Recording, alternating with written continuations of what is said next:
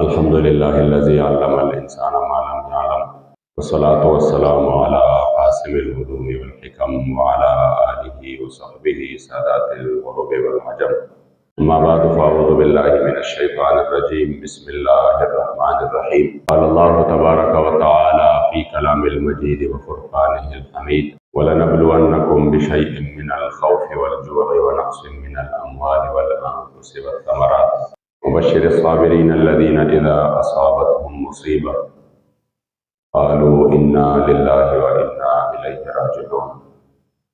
صدق الله مولانا العظيم وصدق رسوله النبي الكريم الأمين. ہزار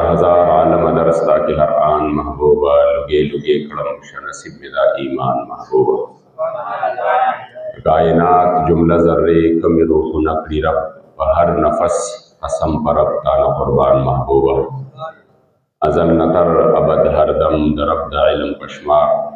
ویدی تکرار پڑے تعظیم دا حق بیان محبوبہ. درود شریف شوق و محبت صلی اللہ علیہ وسلم و مولانا محمد و آلہ و اطرته بعدد کل معنی و صلاة و سلاما علیک یا سیدی یا رسول اللہ وعلى آلك وأصحابك يا سيدي يا خاتم النبيين. الصلاة والسلام عليك يا سيدي يا شفيع المذنبين وعلى آلك وأصحابك يا سيدي يا أهل العالمين. خير قدردانو مشرانو کشرانو رب لا يزال اور رب بی نیاز لاکھ لاکھ شکرونه دي. مونږ او تاسو یې دواړو جهانو د سردار آقای نامدار د خپل امت غفار د خپل کریم آقا صلی الله علیه و آله وسلم په امت کې مؤمنان مسلمانان پیدا کړي وو. الحمدلله. تیر جمعه باندې امت تاسو ته په دغه میاشت کې چې کوم یو ډېره لویه سانحه د حضور قبله امیر المجاهدین رحمت الله تعالی علیه د جدای په صورت کې امت مسلمه باندې راغلی وه، چې تر اوسه پورې د دې مبارکو د جدای غم چې دی هغه لا تازه دی. او داسې عجیبه شخصیتو چې څومره وخت تېرېږي شدت سره احساس کېږي د دې مبارکو. کاش چې الله کریم جل جلاله زمونږ دپاره، زمونږ د اصلاح دپاره او د دغې وطن کې د نظام مصطفی صلی الله علیه و آله وسلم دپاره دغه قیمتي ژوند نه څه حصې نورې هم ورکړې وې چې کوم قیمتي ساعتونه الله پاک د دې ژوند کې نصیب کړي دوی ته. د رب العزال رضا باندې د هغه قضا باندې زموږ رضا ده او د دې مبارکو ژوند هم قیمتي وو. خو پس د وصال نه هم الحمدلله د دې مبارکو هغه مشن چې دی هغه تر و تازه دی. الله کریم جل جلاله دې همیشه دپاره لري. ځینې شخصیات داسې وي چې هغوی هغه پښتانه متل کوي چې سل دی عمره په د سلو سردار دی ممره. نو دا مبارک سردار و سلګاو زرګاو خلک دنیا نه لاړ شي، ورځ دوه درې غمې وي، ختم شي، دنیا پې نه ورانېږي، قوم ورسره نه یتیم کېږي، لکونو کروڑونو خلک د هغوی د سر نه سایه نه اوچتېږي، دغه خپل ورونو پلار خاندان غم وي. خو د ده مبارک تلل چې وو هغه یو ډېره لویه سانحه وه.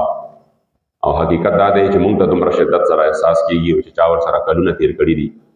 شل کاله، دېرش کاله تېر کړي دي او شاګردۍ کړي دي او هغوی ته چې کوم دی قال الله قال رسول بیان کړي دي. او یا چا چې کوم بچي دي، رشته دار دي، زامن دي، نو ظاهره خبره د هغوی دپاره خو بیا دا یو ډېره لویه سانحه ده. الله کریم جل جلاله دې ټولو له د دغه بهترین اجرونه ورکړي. او چې کوم مشن دی موږ ته پرېښودی دی، الله کریم جل جلاله دې تا د مرګ د ژوند د آخري ساه پورې الله کریم موږ ته په هغې باندې استقامت نصیب. قدردانو دې مبارکو د امت مسلمه چې کوم خپل سمت او رخ هیر کړی و او په ګډو وډو باندې سر شوي او د مغرب د تعلیماتو چې کوم هغوی سازشونه وو د هغوی شکار شوي وو. او څوک د دین په جامه کې او څوک د لیبرل او د سیکولر یعنې د بېدینۍ په جامه کې د دین متین جړې کټ کولې په یو داسې ماحول کې چې امت جهاد فی سبیل الله هیر کړی و. او عام طور باندې چې د جهاد نوم بیاد شو، بدویم نوم ورسره ډایرکټ د خارجي راغی. د هر ځای کې په جهاد کې د موږ به خپله ذمه په دې باندې خلاصوله، موږ به دا ټول خوارج دي. حالت دې له راغلی و چې څو اشارې داسې شوې وې چې خپل لاس کې څه خدمت و نه، صرف د مشرانو په واقعاتو باندې گزاره کوله او په هغې باندې ځان له زړه ښه کوو. او داسې حالت راغلی و چې ستمبر میاشت وشوه نو په دې به هم جګړې کولې چې قرارداد چا پاس کړی دی، خو دا به هم نه وي چې په موجوده وخت کې د ختم نبوت خدمت څوک کوي او په دې وخت کې قادیانیت چې په کمزور کې دی د دې مخه به څنګه نیسو. په دې وطن باندې داسې لیبرل حکومتونه راغلل چې زه سوچ کوم دا خو اوسنۍ 2022 شو، دا سلسله خو د 2011-12 نه را روانه وه چې کله پرویز مشرف کېناست او هغې ویل چې زه به د ملک ټول سیکولر سټیټ به جوړوم او ډایرکټ یې آغاز وکړه او شروع یې وکړه او د هغې وخت نه د مرد کلندر د هغه مقابلې ته راووته او دې مبارک دومره په جوان مردۍ سره د دې حالاتو مقابله وکړه چې هغې انسان سوچ او فکر هم نشي کولی څنګه څنګه تکلیفونه یې تېر کړه. بیا چونکې اخلاص و پکې الله کریم جل جلاله دغه کاروان لا د دې مبارکو ملګري ورو سیوا کول او دا شروع چې شوې وه دا ډېره خطرناکه وه. صوبه پنجاب چې د پاکستان غټه صوبه ده په دې کې د آبادۍ په لحاظ سره د ټولو نه غټه په دې صوبه پنجاب کې هغې چې کوم دی لګیا و د جوماتونو نه سپیکرې کوزې کړې او صرف یو طرف ته سپیکر به پرېښوده، په سپیکر باندې د میلاد شریف پابندۍ ولګولې. رو رو دا سیز چې دی دا ډېر خطرناک حد له را روان و تر دې حده پورې راغې چې ممکنه وه سبا یې دغه هم لرې کړې وي او بیا سبا درته په جومات کې هم چې کوم دی خپل شرایط یې ښودي ځکه چې هغه مبارک ډېر لوی شخصیت او بصیرت و پکې او نباد القوم هغه ته پته وه چې وروستو دې نه پسه حالات را روان دي. نو مبارک به دا فرمایل وی به دا آغاز دی د دې چې کوم انجام دی او د دې چې کوم نظر دی هغه ډېر لرې دی، ډېر خطرناک دی. دا صرف سپیکرې کوزول نه دي، دا یو ډېر لوی سازش دی. بهرحال هغې مبارکو د امت مسلمه د دغه رخ متعین کولو دپاره خپل جدوجہد شروع کړه، خو عملاً یې جدوجہد شروع کړه. صرف په ګرجدار او پرجوش او جوشیله انداز کې بیانات نه و بلکې عملاً باکردار شخصیتو په خپله باندې میدان عمل کې او په خپله باندې چې کوم دی د هرې قافلې چې د حضور د دین دپاره به ووتله ابه په خپله باندې لیډ کوله، په خپله به د ټولو نه په اول صف کې و. نو قوم انتظار باندې و د قوم کې الله پاک د حق قبلولو او حق پسې د اتباع کولو توفیق الله اوس هم ورکړی دی او ډېر کم بدنصیبه به داسې وي چې هغې ته به دا توفیق نه نصیب کېږي. یعنې قوم چې اوس هم وګوري چې دا سړی چې دی د سمت صحیح دی نو ورپسې کېږي. دا ځینې لیډران چې دا ډېر مقبول شو د هغې بنیاد هم دا نه دی ګوندې چې قوم ته پته ده چې دا ټیک نه دی او بیا ورپسې روان دي. نه قوم خپل ذهن کې وي دا صحیح دی، دوی به زمونږ رخ او زمونږ د ملک به صحیح کوي، دی به دا کوي دی به دا کوي، سره د دې چې هغه دننه څه مفادات دي خو بېله خبره په دې وجه باندې هغه مبارک پسې الحمدلله الله کریم جل جلاله ورله یو ډېر لوی د متبعینو د هغې مبارکو د معتقدینو د دغه تحریک د کارکنانو یو تعداد جوړ شو او په ډېر لږ وخت کې الله کریم جل جلاله هغې له ډېر لویه کامیابی ور نصیب کړو. داسې کامیابی چې زه وایم چې یو تنظیم ته یو تحریک ته نه دومره عوامي مقبولیت په دومره کم وخت کې ملاو شوی دی دا د پاکستان په تاریخ کې چېرته داسې نه دی شوی. او بیا یو مذهبي طبقې ته په دومره لږ وخت کې دومره عوامي مقبولیت صرف پاکستان کې نه په ټوله دنیا کې ملاو شوی دی. نو تاسو یقین وکړئ د هغې انسان تصور هم نشي کولی. مونږ غوندې کمزوري خلک په دې تحریک کې او زمونږ غوندې ګناهګار خلک په دې تحریک کې چې د باباجي سره چېرته سوزله ناست دي تاسو یقین وکړئ د حرم شریف غوندې ځای کې چېرته لوی لوی خلک ګمنام وي موږ هلته هم کلو مخ نشو ګرځېدی چې ګرځو نو خامخا تکلیف راته دا جوړېږي چې د هغې خلکو خیال کېږي چې دا څوک دلته راغلی دی د انډیا نه د کشمیر نه همدارنګې چې کوم دی د نورو ملکونو نه د هغې نه خلک راځي او ګوري یاره تاسو موږ باباجي صاحب سره لیدلی وی او موږ د باباجي فین یو موږ د باباجي چې کوم دی د لښکر سپیان یو. انسان حیران شي دا دومره مقبولیت چې الله کریم جل جلاله ورکړی دی د هغې شاته د دې مبارکو اخلاص او د دې مبارکو کردار. زه یقین وکړئ د احد شریف په دغې لاره باندې او د بدر په لاره باندې چې انسان کله ځي نو لږ شان سوچ به مې کو دا خبرې موږ ته مخکې داسې واقعات هم ټول اورېدلي وو او په دې انداز باندې هم نه وو اورېدلی.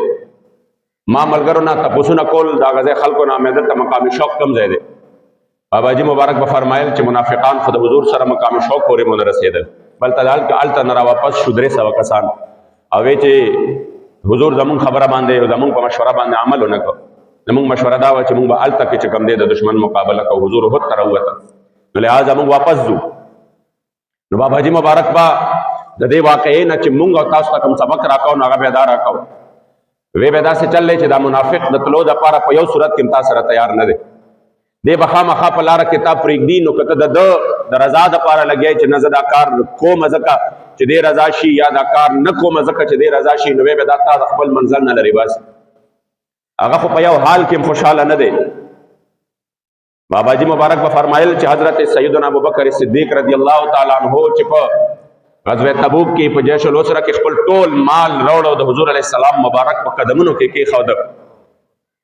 نه منافق په دغه وخت کې هم چغه کړې چې دا خو ریاکار دی، نو ټول مال ته څه ضرورت و، خو لږ به راوړی وي. څه خو به کم از کم یا به دومره راوړی وي چې کور کې خپل اولاد او بچو ته خو به څه پرېښې وي. او بیا حضرت سیدنا عقیل انصاري هغه صحابي و چې هغه مبارک چې کوم دی سم ورسره نه و، نو لاړو د یو یهودي سره دوه ټیمه یعنې ور ټایم یې ولګو، دوه ټیمه یې د هغه سره چې کوم دی د هغه باغ یې اوبه کړ. هغه والا 2 کیلو کجورې ورکړې، 1 کیلو کجورې کور ته یوړې چې بچی نهرو، او 1 کیلو یې چې کوم دی پټې د حضور علیه السلام مبارک دربار ته راوړې، او د ډېر حیا نه پټې نیولې وې چې دا خو هېڅ هم نه دي، خو زما دغه طاقت او وس دی. نو چې کله راوړې نو قربان د دغې دربار نشم. چې محبوب علیه السلام د خپل غلام ته وکتل، نو وی فرمایل چې د عقیل انصاري دا کجورې راواخلې او دا څومره مال چې پروت دی د دې ټول مال د پاسه کېدی، د دې ټول مال د پاسه کېدی. هغه عقیل انصاري رضی الله تعالی عنہ 1.5 کیلو کجورې راوړې. نو بیا منافقانو وی دې کیلو ته د الله څه ضرورت و چې نه وی در سره نه به راوړې. نو بابا جي مبارک به فرمایل وی منافق په یو حال کې نه خوشحالېږي. ته فیض آباد کې خپل چې کم دی د کارکنانو سینې دې په ګولو باندې سوری شي او ښایسته تنکي ځوانۍ قربان شي، نو بیا مو دا د څه دپاره شهیدان شو. د دې شهادت چې کم دی مقصد څه او چې نه ته کله څه مسله وي او ته کور ناست دی، نو څه شو لبیک والا میدان ته ولې نه راوځي چې ته احتجاج کوې؟ نو د احتجاج نقصانات بیانوي. لار په اسلام کې چا بنده کړې ده؟ او لار بندول کې چې کم دی نقصان دی. اسلام خو لارې به کولاوی، او چې کله احتجاج نه کوي نو څه شو چې احتجاج وکړي؟ دا خو د احتجاج موقع ده. زه یو ځلې د جمعې ورځ وه، ما ته د شپې نه یو خپل ډېر نږدې دوستو کارکنو مخلصو د شپې نه راته ډېر اوږد میسج وکړ، او ما ته ویلي چې په هر صورت باندې دا په انډیا کې دا خبره شوې ده، او په هر صورت باندې پکار دا ده چې سبا له تاسو احتجاج وکړئ او د احتجاج کال ورکړئ. بهرحال کارکنان اخلاصي پکې، محبتي پکې، جذبه پکې، او وی چې خامخا ځکه ورکړئ چې ګورې دلته کې دا زمونږ فلاني خلق دی او مونږ به دې ته وشرمېږو چې زمونږ به ته سترګې اوچتې شي، او دا فلانو پاټو والا دی، دا فلانو پاټو والا دی، دی به بیا مونږ پس خبرې کوي چې وګوره هغه فلانۍ موقع کې راووتی، دې موقع کې راونوتی، نو چې دې ته هم لږې سترګې اوچتې شي. نو ما والا جواب ورکړ، ما چونکې ته د بابا جي مبارک د قافلې سره تعلق لرې، لبیک والا تاسو یقین وکړئ د عامه دنیا هغوی سمجھ کې نه راځي، ځکه چې د هغوی صحبت چې دی نو دا د حضور امیر المجاهدین سره شوی دی. ما ته یو ځل مذاکراتو کې حکومتي وزیرانو څخه خبره وکړه، نو په هغې کې زموږ یو وزیر صاحب دی مذهبي طبقې سره تعلق لري، هغه ویل چې خیر دی دې له هم څه فیس سیوینګ پکار دی چې دې له موږ څه فیس سیوینګ ورکړو. ما وی چې ګوره د فیس سیوینګ دا لفظ زموږ په تحریک کې دومره خطرناک دی، د بابا جي مبارک ته مخې ته موږ دا خبره وکړو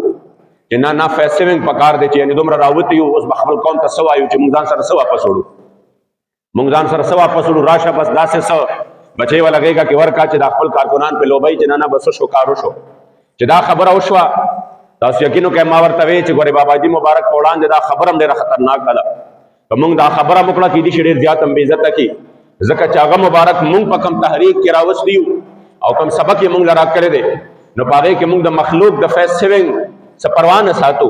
په هغې کې موږ د ګاونډي د فیس سیوینګ چې یاره دی به سبا څه وي پروا نه ساتو، په هغې کې موږ د نون لیګ او د پی پی پي او د پی ټي آی او د نورو پروا نه ساتو چې دا پاټی به څه وي، یا زما د فلانې ګاونډي به څه وي، یو مرزوال او تورمزوال به څه وي، یا 400 وال او پیښوري به څه وي، چې وګوره په دې مسله کې داسې موږ بابا جي موږ ته ویلي دي چې زموږ فیس سیوینګ په یو دربار کې پکار دی چې په هغې دربار کې موږ د شرم نه بچ شو، چې په کوم دربار کې به حضرت علامه اقبال فرمایل گر حساب امرا تو بینی ناگزیر از نگاہ مصطفیٰ پنہا بغیر، کہ چرته موږ ته یاره یا الله اول مې داسې وبخه بغیر د حساب و کتابه چې ته کریم یې، ته مهربان ای ما بخلی شي بغیر حساب و کتابه، او که حساب کتاب را سره کې نو ګوره بیا دومره ګناهګار یم چې زما سره حساب کتاب زما د حضور په وړاندې ما سره مه کوه زما جهنم قبول دی خو زما د حضور په وړاندې چې کوم شرم زما د ګناه دی داسې نه په دې باندې زما جانان ته زه مخامخ کېدی نه شم جهنم قبول دی خو د حضور په وړاندې را سره بیا مه کوه ما موږ ته امیر المجاهدین فرمایلی دي هغه د اقبال د فکر وارث و چې زموږ د دنیا په یو ځای کې فیس سیونګ نه دی پکار فیس سیونګ چې د چا دربار کې موږ مخامخ کېږو ټیټ سترګې نه یو هغه صرف یو دربار دی چې هغه دربار د مکینې ګنبد خضرا د مدینې منورې د جانان مبارک دی بس چې دغلته مونږ ته چې کوم دی فیس سیونګ نور زمونږ بل چا سره ضرورت نشته نو ما د خپل ملګري ته وې ما وی چې کله مونږ په دې نیت باندې راووتو او زمونږ په زړه کې دا و چې دا فلانې به مونږ پسې ته خبرې ونه کړي چې دا خو راونوتل او پرېږده چې دی وایي چې دا خو راووتل ما یې زه درته قسم خورم چې په حق ورځ باندې به د الله او د هغه د رسول تایید زمونږ نه ختم شي هغه اخلاص چې لاړه د مینځه ختم به شي دا څیز دا دومره چې الله کریم مونږ له ناقابل یقین حد تک کامیابی راکوي نو دا به ختم شي دا خبرې قدردان هغه مقام شوق چې بابا جی مبارک به فرمایل چې د دینه منافقین واپس چې کم دی را روان شو او بیا چې کله صحابه تعرضی او تکلیف ورسېد او ډېر لوی تکلیف و چې په هغې کې د حضور علیه السلام د خوږ تره چې زما جانان مبارک ورسره ډېره مینه کوله او زما په کریم آقا مبارک باندې ډېر لوی غیرت کړی ډېر لوی غیرت یې پې کړی او ابو جهل په هغه وخت کې د خپل چې کوم کمان ورسره کمان د ښکار نه راغی او تیر کمان یې په اوږه باندې تیر کمان یې په اوږه باندې او خپلې وینځې ورته وې چې ابو جهل حضور علیه السلام مبارک ته ډېرې چې کوم دی تکلیف دې خبرې وکړې او دې مبارکو په مرۍ مبارکه کې څادر و هغه څادر یې راښ کړ او دې مبارکو ته ډېر لوی تکلیف ورسو د مبارک لا ایمان نه دی راوړی خو غیرت یو داسې شی دی چې مغه خپل کمان ورسره چې راتاو شو په هغه کمان باندې او د ابو جهل چې کوم دی د سر نه وینې را روانې شو او ډایرکټ ورته یو د غیرت جمله وې او هغه د غیرت جمله الله کریم د دې مبارکو د ایمان دراوستو او د ایمان دراوړو چې کوم دې څه جوړ کړ سبب او ذریعہ جوړ کړ ډایرکټ ورته وې اتشتمه وانا علی دینه حالانکه نو تر دغه وخت پورې اتشتمه وانا علی دینه ته هغه شخصیت تک انزله کې د هغه شخصیت ګستاخی کې چې ما دا دین قبول کړي دي خبره خو یو کړه چې لګه خو لاړو په سوچ کې شو په فکر کې شو چې تا خو لا دغه محبوب غلامی نه ده کړې تا خو لا د هغه چې کوم دی دین نه دی قبول کړی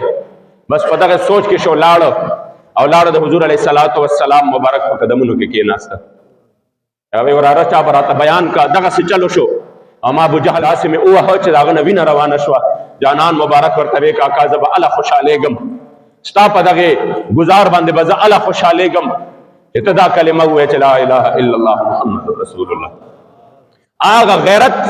دې ځای له راوسته غیرت چیز داسې دی غیرت ہے بڑی چیز جہانے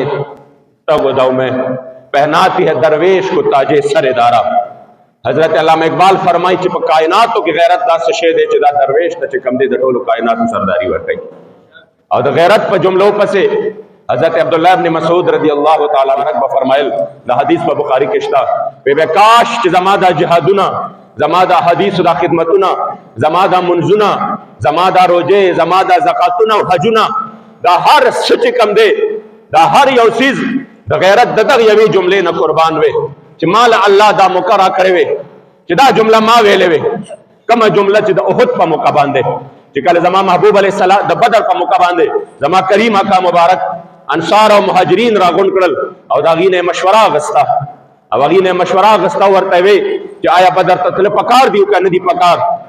پکار دیو کنه دی پکار کم صحابه یا رسول چې دا کلمه وې یا رسول الله مونږ د بنی اسرائیل غوندې نه یو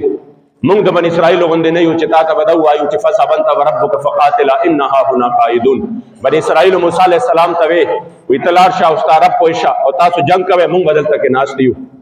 مونږ هغه سینې یو بلکې یا رسول الله مونږ تاسو مبارک خو طرف ته تاسو مبارک زړه طرف ته تاسو مبارک مخ کې رستو تاسو مبارک نګیر چا پیرا او یا رسول الله تر دې پوری چې مونږ بخبل اسونه تر د برکل غمات پوری اوس غلو چې دا د یمن دشوار گزار علاقه وا خلکو به تور محاوره دغه سختۍ د پاره او د دې لارې د تکلیف د پاره چې کوم دې سکوله استعمالولا یا رسول الله مونږ به تر هغه ځای پورې مزو او یا رسول الله ته حکم وکړه که تاسو مبارک حکم وکړئ نو دا بدر خو مخامخ دې تاسو په حکم باندې خو مونږ خپل اسونه په سمندرونو باندې مرواچو عبدالله ابن مسعود به فرمایل چې دا یو د غیرت جمله ده سوا دې حضور څومره خوشاله کو د غیرت په خبره به حضور خوشاله ده او امیر المجاهدین د امت ته غیرت درس ورکو د غیرت سبق ورته ورکو دومره په حضور خوشاله شو خپل صحابي په دغه جمله باندې چې صحابي رسول زما جانان مبارک ته دا کومه جمله وي دومره په حضور خوشاله شو روایت او الفاظ دي چې اشرق وجه النبي صلی الله علیه و آله وسلم زما د محبوب علیه السلام مخ مبارک باسم پړقیده او چې کله بدی مبارک خوشاله شو اذا سر استنار وجهه كأن وجهه قطعه قمر یا كأن وجهه ورقه مصحف صحابه فرمایل چې حضور مبارک به خوشاله شو اسې هم د حضور مخ مبارک پړقیده او چې جانان مبارک به خوشاله شو نو بیا به یو داسې عجیبه غوندې حالت جوړ شو تا به د قرآن عظیم شان سپین ورق جا کولاو تا به د انور د حضور علیه السلام په مخ مبارک کې ځلیږي حضور علیه السلام د دې غیرت په دې خبره باندې دومره زیات خوشاله شو چې زما د جانان مخ مبارک نور په پړقېدو باندې شو صحابه به فرمایل کاش چې دا یوه جمله ما ویلې وې زما دا هر څه دی چې کوم دی دغه وخت قربان وې د دې جملې نه حضرت عمر فاروق صاحب به فرمایل زما ټولې نیکۍ زما ټول نیکه او زما د ټول عمر جهادونه زما د ټول عمر چې کوم دی اعمال دا د سیدنا ابوبکر صدیق د هغه یوې شپې